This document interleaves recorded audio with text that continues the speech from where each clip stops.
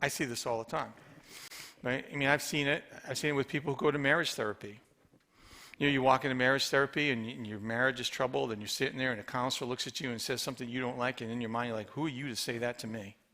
And you never go back. You get offended that they should talk to you like that. Right? And we see that in churches. You grew up in the church and you're familiar with the church. You're bored with the church. You don't like what you're hearing. It feels so irrelevant and out of touch. Or it's something that the guy on the platform says about God, about life, about relationships, about social issues, political ideals, finances, and you get offended by it. Who's he to talk to me like that? Or you show up, right? And it's something you experience. I don't like the music. I don't like the volume.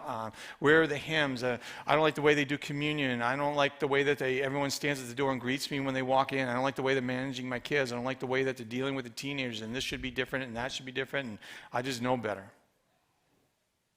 Did you ever think you might be limiting the extraordinary?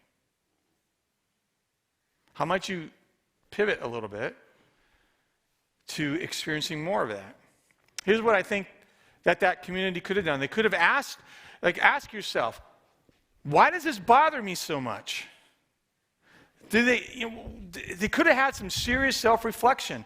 What is it that Jesus is saying that is bothering me so much? What is it that at that faith group, that at that worship service, or in that conversation, it made me feel offended?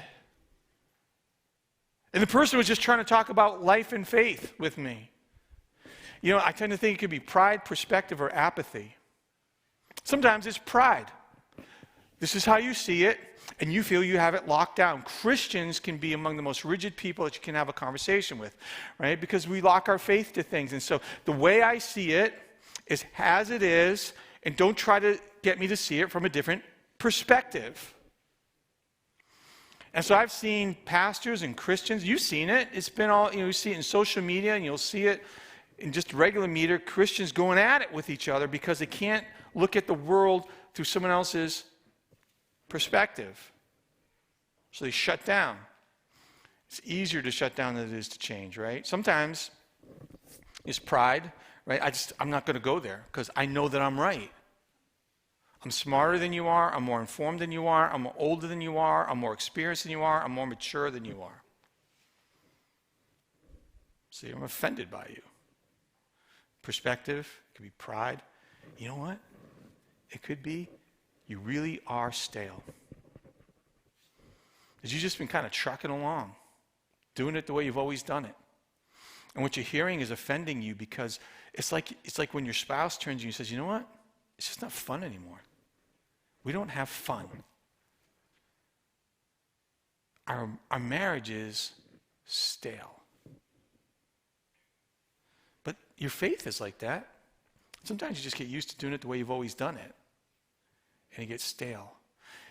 Instead of asking and really searching what is really bothering me right now, we shut the door of the conversation.